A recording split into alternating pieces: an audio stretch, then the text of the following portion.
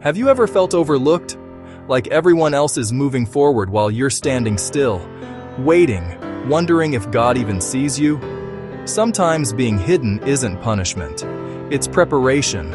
God's silence doesn't mean absence. It means He's working behind the scenes. Psalm 37:7 ESV says, "Be still before the Lord and wait patiently for Him." Patience isn't easy, but it's where your strength grows. The roots that grow underground are what keep the tree standing when the storm comes. So if it feels like nothing's happening, remember, you're not forgotten. God's timing isn't late, it's intentional. He's positioning you for something greater than you imagined.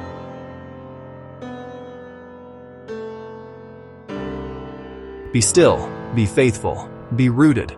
Subscribe for more faith-filled reflections every week.